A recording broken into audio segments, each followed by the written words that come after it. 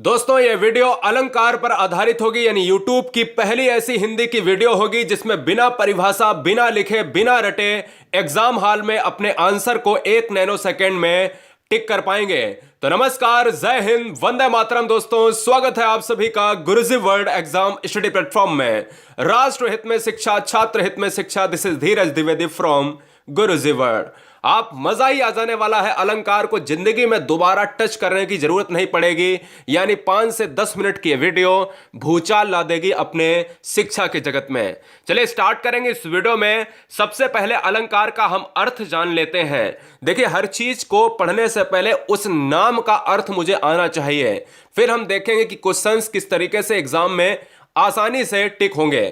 देखिए दोस्तों, अगर बात करें अलंकार, अलंकार यहां पर जो सिंपल सी बात करें, जो एक ही क्वेश्चन आता है कि अलम का अर्थ क्या होता है, अलंकार है क्या।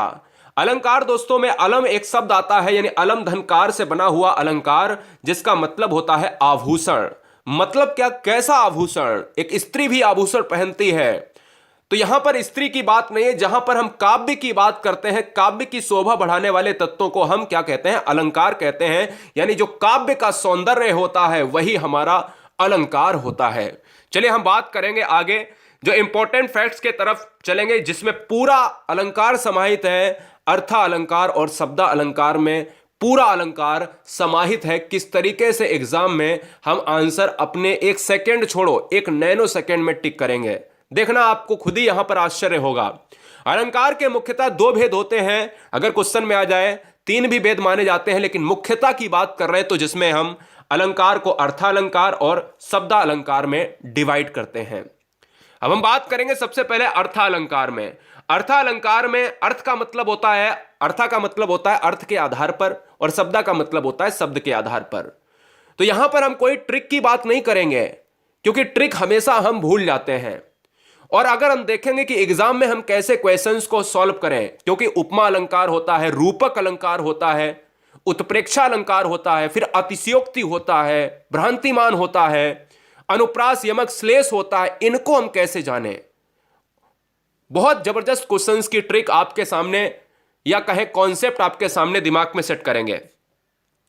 उपमा अलंकार में एक ही आपको हमेशा याद रखना है, एक कॉन्सेप्ट याद रखना है, कोई भी ट्रिक नहीं है, कि जब पंक्ति में योजक चिन्ह, योजक चिन्ह कहां पर आता है, जब हम योजक चिन्ह एक विराम का हिस्सा है, विराम चिन्हों का हिस्सा है। योजक चिन्ह को हम कहते हैं डैश। जहां पर डैश आ जाए, योजक चिन्ह आ जाए, और शब्द में सा, सी, से आ जाए, या सरिस आ जाए, तो वहां पर उपमा अलंकार होता है। हम एग्जाम्पल के तौर पर 2-2 एग्जाम्पल लेंगे सभी के। जैसे मुख चंद्रमा सा सुंदर है, बस आपसे बस केवल क्या पूछा जाता है एग्जाम में, आपसे बस यह पूछा जाता है कि एक एग्जाम्पल देगा और कहेगा इसमें अलंकार कौन सा है। तो आपको क्या करना पड़ेगा कि कॉन्सेप्ट अगर क्लियर होगा कि अगर बीच में डैश आ जाए और अगर सासी से आ जाए, तो समझ लेना कि वहां पर उपमा अलंकार होगा। यह बात आपको याद रखना है। हाँ, एक चीज और, हर डैश वाला अलंकार उपमा अलंकार नहीं होता है। आगे वाली स्लाइड में आप कंफ्यूज होंगे तो बिल्कुल क्लियर हो जाएंगे। दूसरा यहां पर एग्जांपल लेते हैं, कर कमल सा कोमल है। यानी अगर डैश आ जाए, योजक आ जाए, और शब्दों की बात करें सा, सी, से आ जाए, तो समझ लेना इनमें से कोई भी एक शब्द आ जाए तो तुरंत आपको आंसर क्लिक कर देना है उपमा अलंकार। दिमाग में कुछ ज्यादा नहीं, अगर सासी से आ जाए तो आपको तुरंत क्या कर देना है, उपमा अलंकार ऑप्शन क्लिक कर देना है, आंख बंद करके। ये उपमा वाला आज के बाद जिंदगी में भूलोगे नहीं, कभी नहीं भूलोगे। आगे हम बात करेंगे यहां पर पॉइंट पर, नेक्स्ट पॉइंट पर चलेंगे कि अर्था अलंकार में जो अगला पॉइंट आता है रूपक अलंकार। देखिए दोस्तों, अगर बात करें, हमने कहा उपमा अलंकार में डैश आता है, और उपमा अलंकार में दूसरा क्या है कॉन्सेप्ट, कि सा, सी, से और सरिस आता है। आपने कहा चलो कोई दिक्कत नहीं, उपमा अलंकार आज के बाद नहीं भूलेंगे। लेकिन अर्था अलंकार में अगला पॉइंट आता है कि रूपक अलंकार को हम कैसे पहचाने। रूपक में बच्चा बिल्कुल मात खा जाता है, यह बात हम 100% तरीके से, पूरी तरीके से श्योरिटी के साथ कह सकते हैं। लेकिन आज के बाद आपको करना ही नहीं, बस आपको उपमा और रूपक को एक साथ में रख लेना है कि जब पंक्ति में केवल योजक चिन्ह आ जाए और सासी से ना आए तो तुरंत आंख बंद करके रूपक मार देना। काहे की दिक्कत है, समस्या क्या है। उपमा अलंकार मेरा यह कहता था कि अगर डैश या योजक चिन्ह आए और उसके साथ में सासी से आए तो हम उपमा मारेंगे, और रूपक हमारा उल्टा कहता है कि योजक चिन्ह तो आए लेकिन सासी से भैया ना आए, हम रूपक मारेंगे। कोई समस्या, कोई दिक्कत, कोई डाउट नहीं ना? जरा हम दो एग्जाम्पल ले लेते हैं। मैया मैं तो चंद्र खिलौना ली हूं, मतलब कह रहा है कि डैश तो आया है, तो मुझे यह कंफर्म बात है या तो रूपक होगा या उपमा होगा। क्या मैं यहां पर सासी से देख रहा हूं? नहीं। तो जैसे ही सासी से मिल जाता तो मैं उपमा मार देता, और नहीं मिल रहा है तो समझ लो रूपक मार दिया। चरण कमल बंदो हरिराय, जो बहुत बार एग्जाम में पूछा जाता है, डैश देखा तुरंत बच्चे उपमा मार देते हैं। नहीं, अगर डैश है और सासी से है तो उपमा, अगर डैश है तो सासी से, अगर नहीं है तो रूपक होगा। क्लियर हुआ? कोई कॉन्सेप्ट कोई बच्चा भूल जाए तो मैं चुनौती के साथ कहता हूं कि फिर पढ़ाना बेकार है। सब्सक्राइब कर लेना, क्योंकि हर चैप्टर को इसी अंदाज में पढ़ाया जाता है राष्ट्रहित में। अर्थालंकार पूरी हिंदी चल रही, जीरो से शिखर तक। पूरी हिंदी को पढ़ने के लिए सब्सक्राइब कर लें, और रोजाना रात्रि 8 बजे हिंदी का टेस्ट 40 क्वेश्चन का मॉक टेस्ट होता है। अर्थालंकार में अगला पॉइंट है कि उत्प्रेक्षा अलंकार को हम कैसे याद करें। उत्प्रेक्षा अलंकार का 1 नैनो सेकंड का यह ट्रिक है कि अगर एग्जाम्पल में मनु, जनु, मनहु, मानव, जानो इत्यादि शब्द आते हैं तो समझ लेना दुनिया का हर अलंकार उत्प्रेक्षा अलंकार होगा। एग्जाम्पल के तौर पर, ले चला साथ में मुझे कनक ज्यों भिक्षु लेकर स्वर्ण, तो यहां पर क्या आया है? ज्यों आया है। ज्यों यहां पर तो है नहीं। अब आप कहोगे जी हां, जैसे मनु मनहु, जनु जनहु, मानव जानो, ज्यों त्यों, आप आगे से ज्यों त्यों और लिख लो, है ना? क्योंकि ऐसे सभी वर्ड अगर आते हैं, जैसे नेत्र मानो कमल है, नेत्र मानो कमल है, तो मैं आसानी से कह सकता हूं कि अगर मनु जनु मनहु मानव जानो ज्यों त्यों अगर आता है, ये आपके 6-7 वर्ण शब्द अगर आते हैं तो दुनिया का शब्द अलंकार के अंतर्गत उत्प्रेक्षा अलंकार होगा। कोई भी शब्द गलत नहीं होगा। जैसे एक एग्जाम्पल लेते हैं जो बहुत बार एग्जाम में अलंकार पूछा जाता है, कहता है क्या? सोहत ओढ़े पीत पटु श्याम सलोने गात, मनहु नीलमणि शैल पर आतप परयो प्रभात। मनहु आता है वहां पर बीच में, कई बार एग्जाम में आया। ठीक है ना? आगे बात करेंगे। इसी अर्थालंकार में अतिशयोक्ति अलंकार एक चीज है। तो अतिशयोक्ति अलंकार को क्या कहा जाता है? तो क्वेश्चन में कभी कभी ये पूछ लेता है कि अतिशयोक्ति अलंकार का अर्थ क्या होता है, अतिशयोक्ति का अर्थ क्या होता है। तो जब किसी बात का, अतिशयोक्ति का अर्थ का क्या होता है? बढ़ा चढ़ाकर, मतलब छोटी बात होती है उसको बढ़ा चढ़ाकर कह दिया जाता है, अतिशयोक्ति अलंकार होता है। जैसे जब किसी बात का वर्णन बहुत बढ़ा चढ़ाकर किया जाए तब वहां अतिशयोक्ति अलंकार होता है। जैसे आगे नदियां पड़ी अपार, घोड़ा कैसे उतरे पार, राणा ने सोचा इस पार, तब तक चेतक था उस पार। मतलब क्या है कि बहुत बड़ी जो है नदियां हैं, उफान पर नदियां हैं, और कहीं ना कहीं इतना ज्यादा बढ़ा चढ़ाकर इस पंक्ति में देखा गया है कि राणा ने सोचा ही था और तब तक चेतक, चेतक का मतलब उसका घोड़ा, राणा सा महाराणा प्रताप जी का घोड़े का नाम चेतक था, और उस पार हो गया। कितना बढ़ा चढ़ाकर यहां पर बात को किया गया।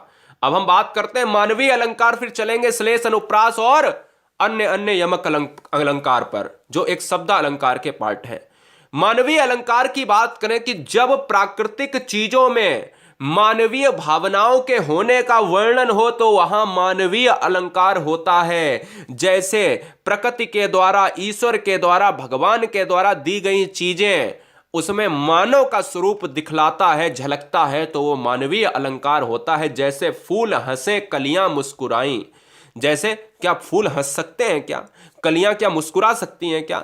ऐसा लग रहा कोई आदमी की बात कर रहा है, तो जहां पर व्यक्ति की बात कर रहा है वहां पर मानव रूपी अगर हम अलंकरण देखें तो अलंकार कौन सा होगा? मानवीयकरण अलंकार होगा। क्लियर है? याद रखिएगा, चीजें जब ईश्वर की चीजें जब मानवीयकरण का हिस्सा बन जाए तो मानवीयकरण अलंकार होगा। 3 अलंकार जो एग्जाम में बहुत पूछे जाते हैं, एक अनुप्रास, एक यमक, एक श्लेष। इन तीनों अलंकार को एक चुटकी में, 1 नैनो सेकंड में उड़ाते हैं। देखिए कैसे उड़ाते हैं। तो ऊपर वाले सारे अलंकार को आपने अच्छे तरीके से पढ़ा है। अब हम चलते हैं, अनुप्रास की बारी है। अनुप्रास अलंकार का अर्थ होता है वर्ण जब बार बार आए तो वहां अनुप्रास अलंकार होगा। वर्ण जब वार वार आता है तो वहां पर अनुप्रास अलंकार होता है। यहां केवल ध्यान रहे, हम केवल वर्ण की बात कर रहे हैं, केवल वर्ण। अपने नोट्स में आप केवल छोटी छोटी लाइन में स्टार बना के चीजों को लिख लें, अनुप्रास कभी पढ़ने की जरूरत नहीं पड़ेगी। जब वर्ण बार बार, चारु चंद्र की चंचल किरणें खेल रही थी जल थल में, यहां पर चा शब्द देखिएगा कितनी बार आया है।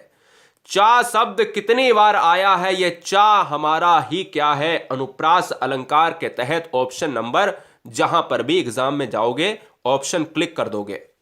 मधुर मधुर मुस्कान मनोहर मनुज बेस का उजियाला, मां मां कितनी बार आ रहा, ये वर्ण होते हैं।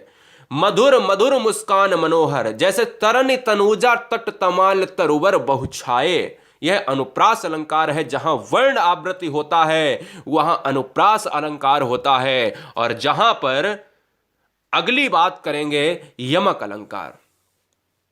अभी मैंने ऊपर देखा कि जब वर्ण आवृत्ति होता है तो वहां यमक अलंकार ना होकर अनुप्रास अलंकार होता है। जहां शब्द अलंकार के भाव में ज्यादा बार आता है, एक शब्द अधिक बार रिपीट हो जाए और उसके अर्थ अनेक होते हैं, तो वहां यमक अलंकार होता है। जैसे काली घटा का घमंड घटा, काली घटा का घमंड घटा, इसमें कोई शब्द जो है बार बार आ रहा। वर्ण क्या होते हैं, वर्ण कोई सिंगल वर्ण हो, वर्ण कोई सिंगल वर्ण हो, ये वर्ण होता है। जब वर्णों से मिलकर कोई बनता है तो वो क्या बनता है, शब्द बनता है। जहां शब्द, इसको अंडरलाइन करना, शब्द बार बार रिपीट होता है तो वहां पर क्या होता है, यमक होता है। पहली घटा का मतलब है यहां पर क्या, एक घटा, काली घटा का घमंड घटा। एक घटा का अर्थ है बादलों की घटा और एक घटा का मतलब है कम हो जाना। तो अर्थ अनेक है, शब्द एक ही है। दूसरा एग्जाम्पल, कनक कनक ते 100 गुनी मादकता अधिकाय, या खाए बौराए नर या पाए बौराए। मैं आसानी से कह सकता हूं ये भी दो शब्द हैं, एक ही जैसे हैं, अर्थ अनेक है। कनक का धतूरा, कनक का सोना, यहां पर शब्द एक से अधिक बार आया है लेकिन अर्थ उसके अनेक हैं, यमक अलंकार कहलाता है। आगे बात करेंगे अगले पॉइंट पर, और यहां पर रहेगा अंतिम और लास्ट। सारे अलंकार को खत्म कर दिया है। याद रखें एक भ्रांतिमान और होता है, जहां पर भ्रांतियों की बात करता है, श्लेष अलंकार। एक शब्द के अनेक अर्थ होते हैं। रहीमन पानी राखिए बिन पानी सब सून, पानी गए ना उबरे मोती मानुष चून, यहां पर कर लीजिएगा, क्योंकि यहां पर पानी का पहला अर्थ मनुष्य के संदर्भ में है। जब जिसका मतलब क्या होता है, विनम्रता से है। मतलब एक शब्द मिले और उसके अर्थ अनेक हों, शब्द अलग अलग हैं और अर्थ अनेक हैं, मैं कह सकता हूं जहां शब्द रिपीट होता है वहां यमक है, लेकिन यहां तो शब्द ही एक है और उसके अर्थ दो निकल रहे हैं। तो जहां शब्द दो या दो से अधिक होते हैं और अर्थ अनेक होते हैं वहां यमक, और जहां एक शब्द होता है वहां अलग अलग अर्थ होते हैं तो वहां पर श्लेष अलंकार होता है। जैसे ये एग्जाम्पल याद रखना, बार बार एग्जाम में यही एग्जाम्पल पूछा जा रहा है।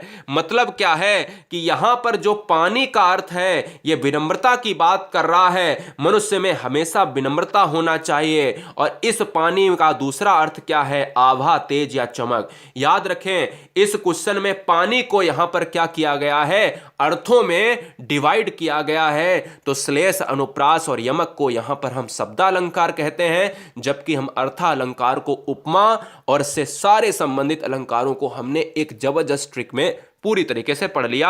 और इस पूरे वीडियो में जितने बच्चे देख रहे हैं उन सभी से कहना चाहेंगे इसके हम 30 टॉप 30 क्वेश्चंस भी अलंकार से करवा देंगे। चैनल को सब्सक्राइब कर लें। कोई भी बच्चा ये नहीं कहेगा कि अलंकार से कोई भी डाउट है या डाउट था या डाउट रहेगा। आज के बाद सारे डाउट क्लियर और खत्म हो चुके हैं। वंदे मातरम, इंकलाब जिंदाबाद। ऐसे ही आप मुस्कुराते रहिएगा, हमेशा मस्त रहिएगा।